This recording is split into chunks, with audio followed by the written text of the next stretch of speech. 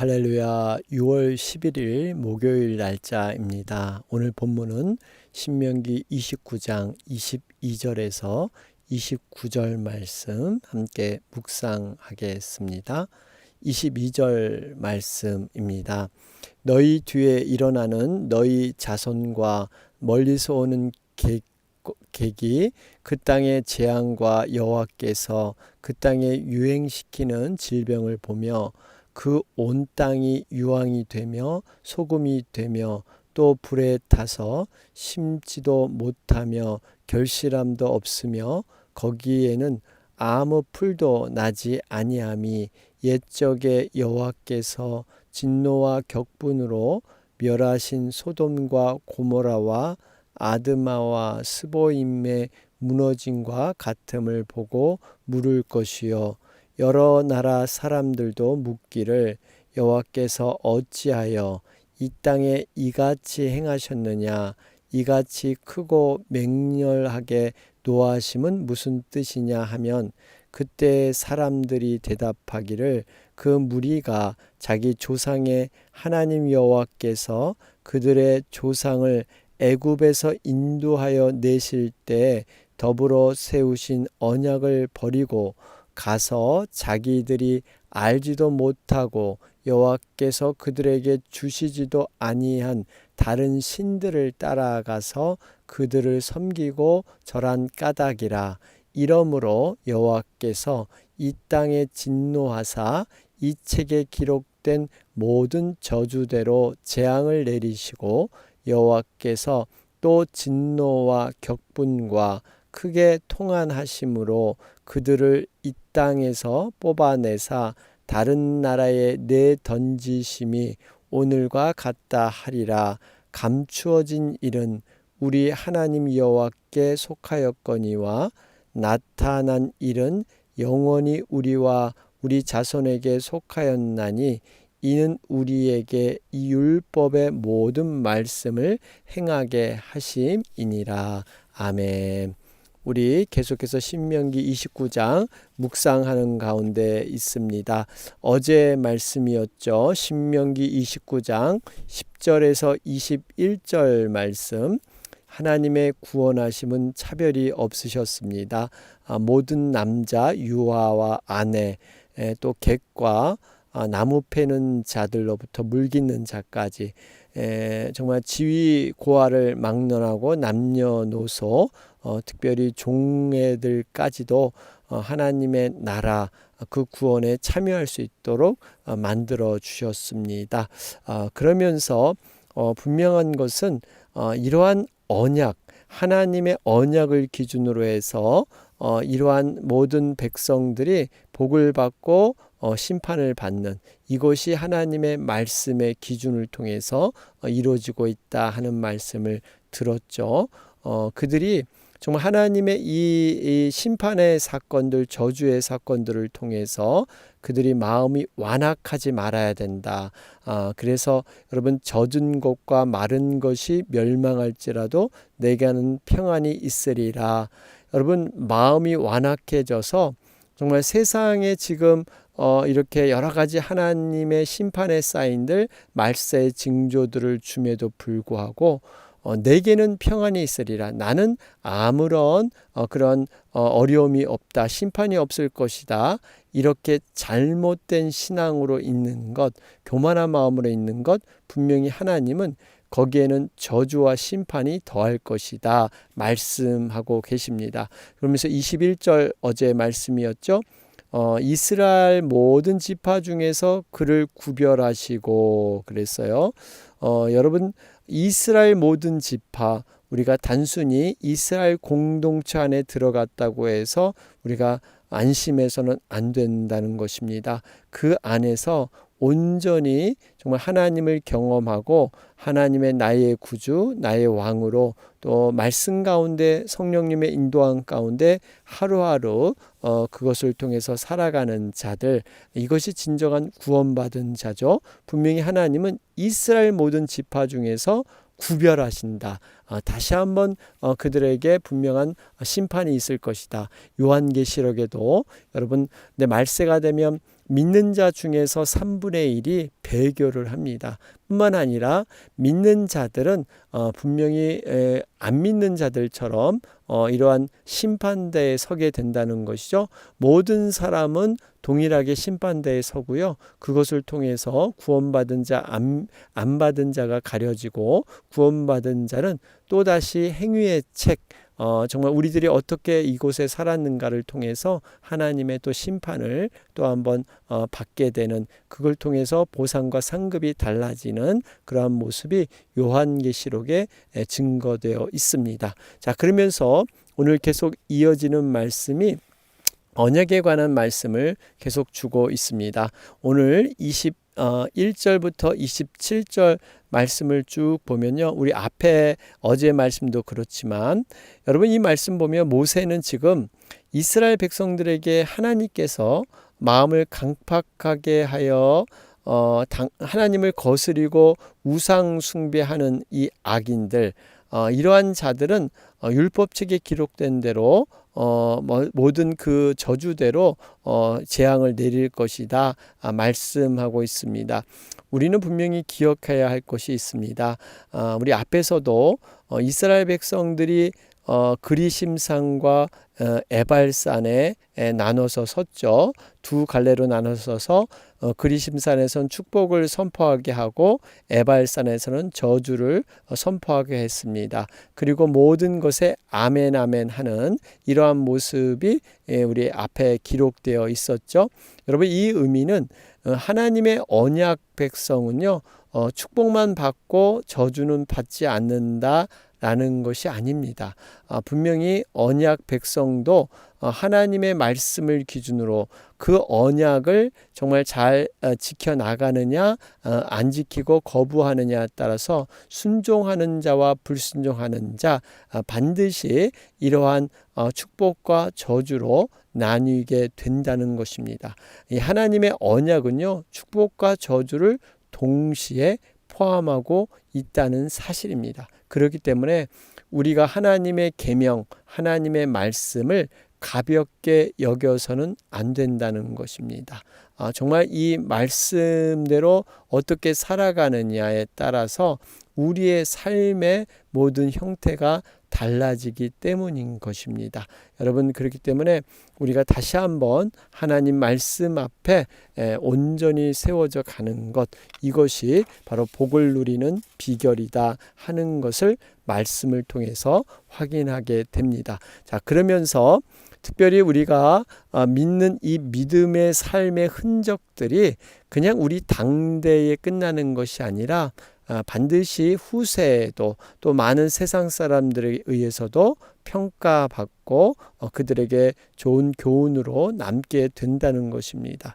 여러분 22절 말씀을 보니까요, 너희 뒤에 일어나는 너희의 자손과 또 멀리서 오는 객이, 여기 보니까요, 자손들과 멀리서 오는 객, 그리고 24절에 보니까요, 여러 나라 사람들도 묻기를, 지금 세 부류의 사람이 있습니다.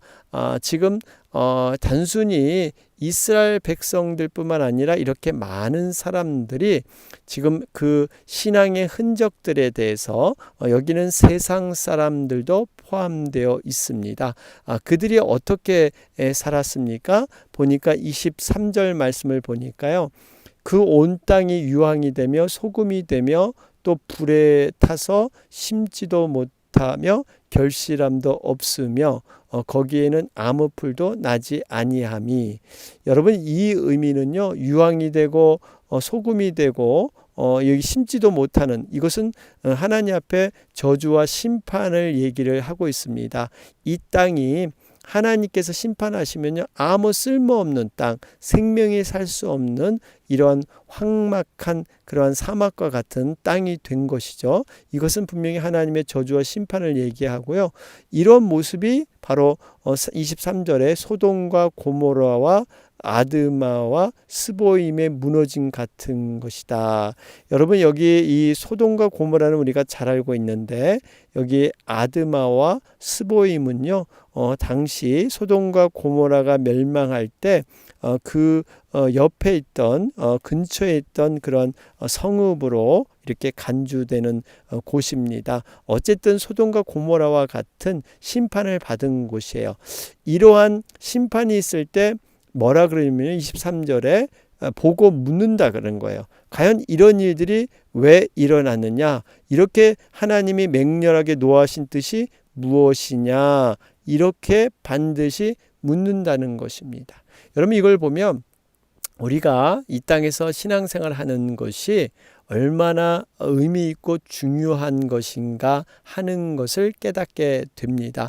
우리의 생애가 마감된다고 해서 그저 그냥 우리 때의 당대의 신앙의 흔적으로 없어지는 것이 아니라 이것이 우리 자손들과 또 우리 생애를 묵도했던 많은 사람들에게 평가받고 그들에 의해서 이렇게 화자된다 그러죠. 오르내리는 이러한 것이 있다는 것입니다. 여러분, 다윗을 보세요. 다윗은 70년이라는 어떻게 보면 짧은 기간을 살았지만 그는 지금까지도 수천 년 동안 많은 사람들에게 그 신앙의 유산, 흔적들이 아름답게 평가되고 존경받는 사람입니다. 반면에 여로보암이라는 사람은요, 그가 세상을 떠난 지 수천 년이 되었지만 많은 사람 기억 속에는 정말 신앙을 떠나서 우상 숭배로 살았던 그러한 인생의 흔적들로 기억하고 있습니다.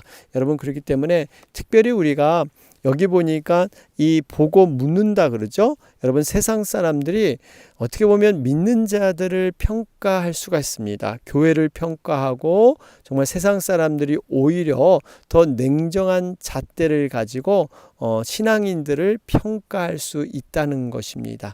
우리는 물론 하나님을 경외하고 두려워해야 합니다. 그럼에도 불구하고 또 하나 정말 이렇게 많은 사람들 앞에서 우리의 신앙의 흔적이 어떻게 나타나고 남을 것인가를 우리는 기억하면서 우리가 신앙으로 나아가야 될 줄로 믿습니다. 그러면서 여러분 또 22절 24절 말씀 지금 말씀드렸듯이 우리 하나님의 백성이 이렇게 범죄하고 하나님의 뜻을 저버리게 되면 세상 사람들에 의해서 이렇게 말함을 당하는 조롱거리가 될 수 있다는 것입니다. 여러분, 이것은 하나님의 영광을 우리가 가리는 격이 됩니다. 하나님의 영광을 성도들은 나타나고 증거해야 되는데 우리를 통해서 하나님의 영광을 가릴 수 있는 이러한 일도 우리가 저지를 수 있다는 사실이에요. 그렇기 때문에 우리가 모든 삶 속에서 여러 가지 것들을 생각하면서 우리가 신앙으로 온전히 세워져 가야 한다 하는 것을 다시 한번 돌아보게 됩니다. 자, 그러면서 여러분들 쭉 이 말씀을 보면 지금 25절에 대답하기를 그 이유가 뭐냐? 바로 애굽에서 인도하여 내실 때 더불어 세우신 언약을 버리고 지금 그러니까 사람들이 그 언약을 버리고 26절에 자기들이 알지 못하는 그러한 그 신들을 따라서 정말 이러한 하나님을 버리고 이런 우상을 숭배하고 다른 신들을 섬긴 까닭에 지금 이러한 그 이 땅의 여러 가지 재앙들을 만난 것이다. 지금 어떻게 보면요, 세상 사람들이 더 명확하게 그 문제와 원인에 대해서 이렇게 평가하고 있다는 사실이에요. 여러분, 정말 이 냉정하게 그들은 우리를 평가하고 있습니다. 우리가 어떻게 살아가느냐 하는 것이 중요하죠. 그러면서 여러분들 29절 결론의 말씀을 보면요. 여러분 29절 말씀을 보면 아주 중요한 우리 세 가지 교훈을 발견하게 되는데요. 29절 말씀을 읽어보면요.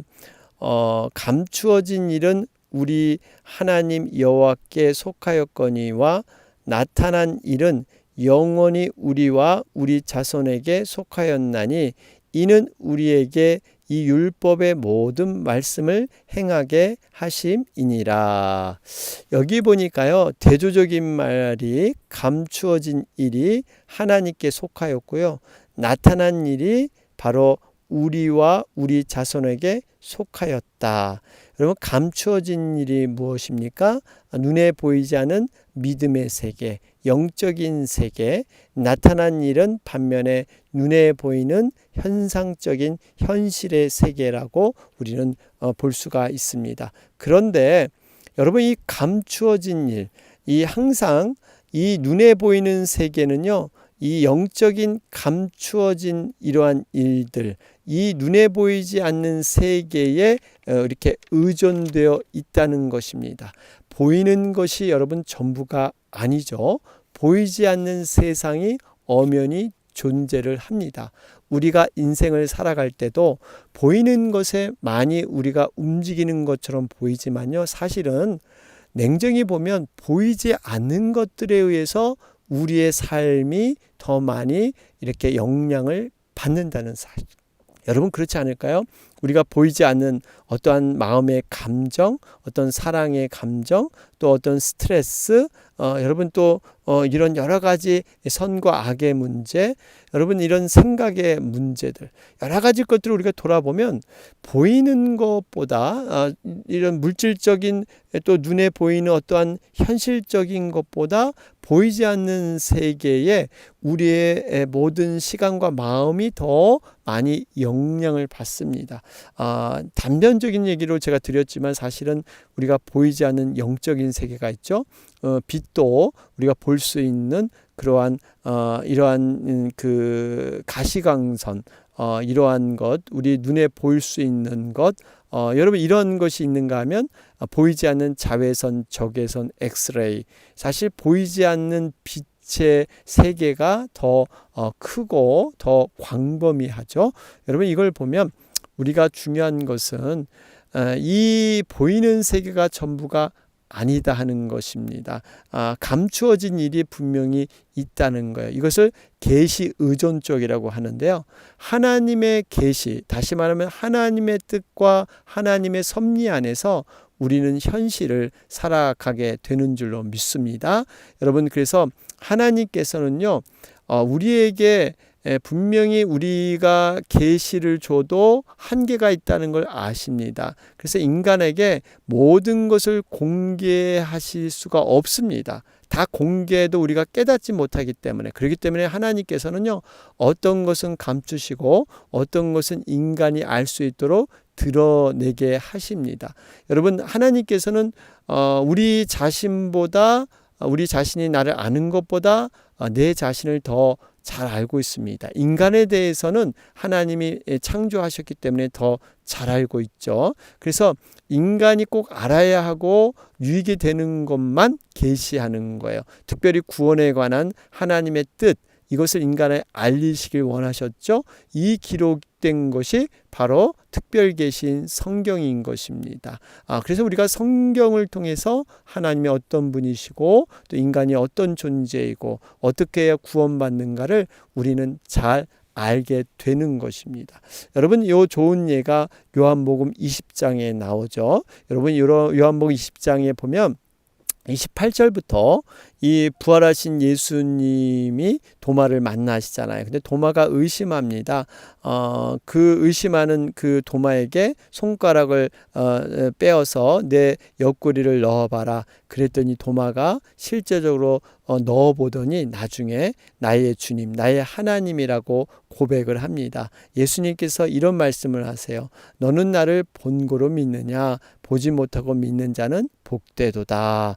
이런 말씀을 하죠. 여러분, 믿음을 정말 우리가 믿음으로 말씀을 받는 것, 보지 않고도 믿음으로 하나님의 존재와 하나님을 체험하는 것, 여러분 이것은 복이 되는 줄로 믿습니다. 그러면서 30절 31절 말씀이 중요합니다. 30절에 보면 예수께서 제자들 앞에서 이 책에 기록되지 아니한 다른 표적도 많이 행하셨으나, 여러분, 그러니까 지금 성경책에 기록되지 않은 다른 표적, 예수님의 놀라운 표적들이 많이 기록되어 있습니다. 그런데 기록하지 않은 것, 그 이유가 분명히 설명되어 있습니다. 31절입니다.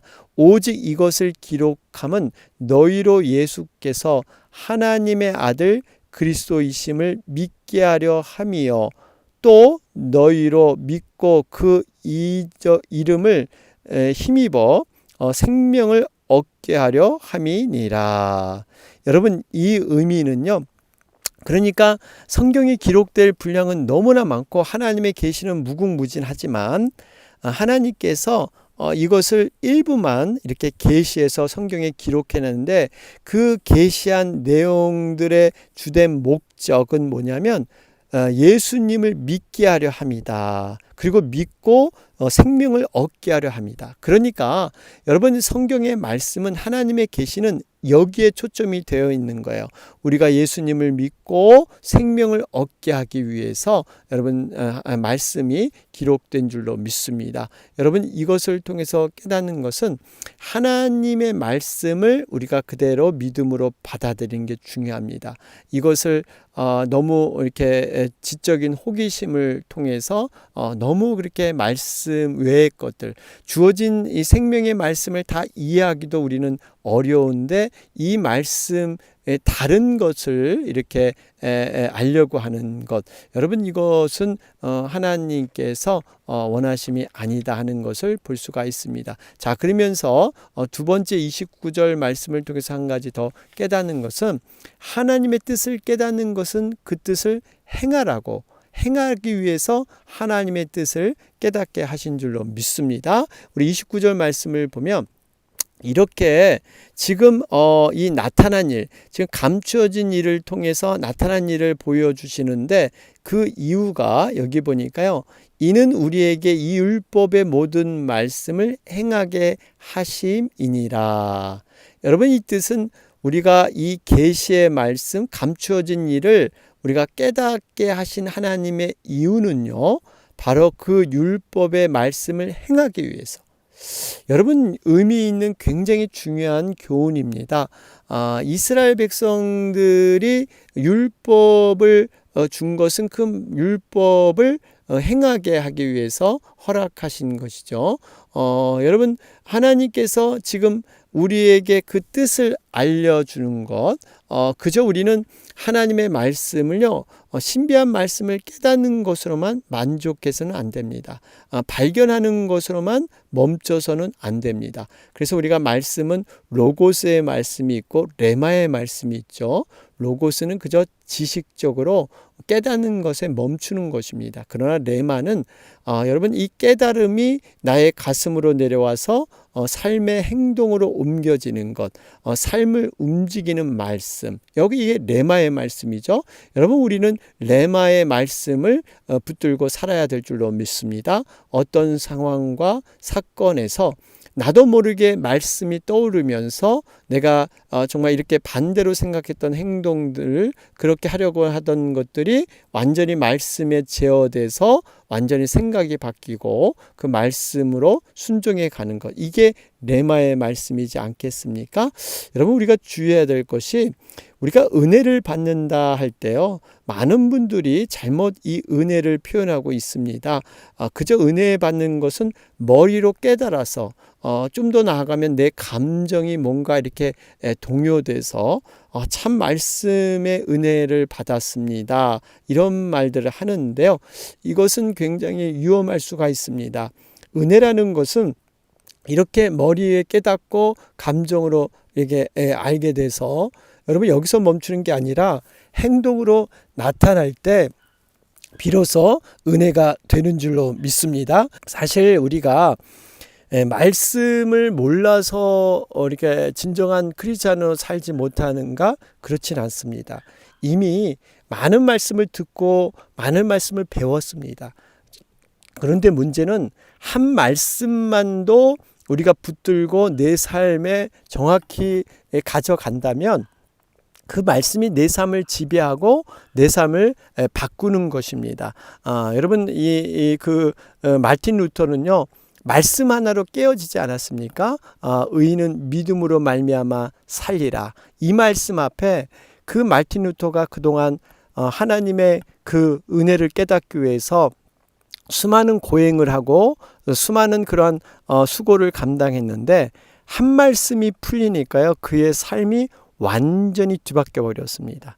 여러분, 사실 우리가 말씀의 홍수 시대에 살고 있죠. 얼마나 많은 말씀을 편하게 들을 수 있습니까? 그런데요, 중요한 것은 그 말씀의 홍수에 살고 있지만 실제로 홍수가 나면요, 마실 물이 없다고 합니다.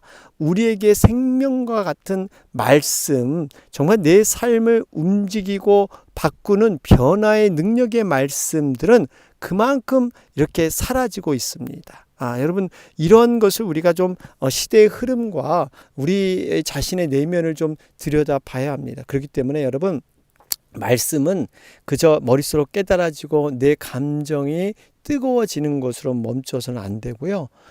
삶에 적용되는 것까지 이것이 온전한 은혜가 되는 줄로 믿습니다. 그러면서 한 가지 더 마지막으로 29절 말씀을 보면요, 감추어 있는 일과 또 나타나는 일, 여러분 분명히 하나님 영역이 있고 우리에게 속한 영역이 있다는 거예요. 하나님께 속한 영역을 우리가 마음대로 침범하거나 우리의 어떤 짧은 소견과 생각으로 그 하나님의 영역을 판단해서는 안 된다 하는 것을 보게 됩니다. 하나님의 것은요, 하나님의 것으로 여러분 놔둬야 될 줄로 믿습니다. 특별히 우리들이 이렇게 미래에 관한 호기심이 굉장히 많이 있습니다. 그래서 세상 사람들이 점장이를 찾아가서 미래에 대해서 알고 싶어요. 이분 우리 믿는 자들까지도, 교회 다니는 자들까지도 여러분 이렇게 점을 보러 다닌다 그러죠. 여러분, 미래의 일은요, 사실 인간이 알 수 없는 것입니다. 그리고 인간이 알아서는 안 되는 일이고요. 마치 선악과 나무처럼 인간이 건드려서는 안 되는 일이에요. 여러분, 미래를 다 안다고 해서 우리의 어떤 운명이 바뀌고 우리의 어떤 모든 삶의 기준이나 행복이 바뀔까요? 미래를 알게 되면 오히려 불행해질 수 있습니다. 미래를 모르기 때문에 우리가 말씀 가운데 온전히 믿음으로 그 말씀을 쫓아가는 거예요. 여러분, 미래를 안다는 것은요, 성경을 들여다보면 성경에 많은 그런 영적인 지도자들, 신앙의 선배들, 아브라함, 이삭, 야곱, 여러분 이분들의 삶을 보면 실패의 과정이 계속 반복되기도 하고 또 실패를 통해서 하나님의 깨달음을 가지고 다시 회개하고 다시 또 믿음으로 서는 과정. 만약에 이 미래를 알 수 있는 어떠한 믿음이 좋은 사람이면 미래를 알 수 있다고 가정한다면요, 사실 이분들은 자신들의 앞으로 가는 삶들을 다 이 하나님과 기도하면서 다 깨달았을 겁니다. 그곳에 가면 잡힐 것이고 어떻게 될 것이고 뭐 이런 상황들 다 이런 일을 만날 것이다. 그러니까 돌아가라. 그러면 사실 성경에는요, 실패하는 그러한 모습이 기록되지 말아야 합니다. 그런데 아브라함도 2번씩이나 거짓말하고 또 몇 번이나 실패하는 모습, 이삭도 마찬가지고요. 야곱은 더하고요. 여러분, 이런 과정 속에 있는 것은 결국 우리가 하나님이 주시는 그 믿음, 하나님의 이끄심의 원리는요, 우리가 믿음으로 그날 순종해서 갈 때 그것이 비록 때로는 내가 하나님 앞에 부족하고 연약한 모습일지라도 그것을 통해서 또 하나님은 깨닫게 하시는 지혜로 우리를 세워주실 줄로 믿습니다. 그래서 그런 말이 있잖아요. 실패를 통해서도 하나님은 가르치시고 우리를 인도하십니다. 그래서 실패를 두려워하지 마시고 우리가 믿음으로 분명히 서야 된다 하는 것을 보게 됩니다. 베드로후서 3장 16절에 보면요, 베드로는 하나님의 말씀을 억지로 풀다가 스스로 멸망하게 되는 무식한 자들과 굳세지 못한 자들에 대해 경고를 했습니다. 또 로마서 12장 3절 말씀을 보면 마땅히 생각할 그 이상의 생각을 품지 말고 오직 하나님께서 각 사람에게 나눠주신 믿음의 분량대로 지혜롭게 생각하라. 여러분, 우리 각자에게 속한 믿음의 분량, 이 믿음의 분량대로 우리가 이렇게 행해야지 그 외의 것들을 추구하지 마라 말씀하고 있습니다. 여러분, 우리가 하나님의 것과 우리의 것들, 영적인 믿음의 영역과 현실의 것들을 구분해 나가는 것, 여러분 이것도 하나님 앞에 겸손의 그런 모습으로 서게 된다 하는 것을 깨닫게 됩니다. 자, 오늘 말씀 정리해 보면 언약을 깨트림이 심판의 이유입니다. 우리가 하나님이 주신 그 언약을 우리가 순종할 때 정말 하나님의 복을 누리게 될 줄로 믿습니다. 오늘 목요일 날짜입니다. 우리 주변에 많은 영혼들을 위해서 중보하는 날입니다. 여러분, 어려운 그런 영혼들, 또 예수님을 알지 못하는 영혼들을 위해서 간절히 중보 기도해 주시기 바랍니다. 다 같이 기도드리겠습니다. 주의 은혜라 주의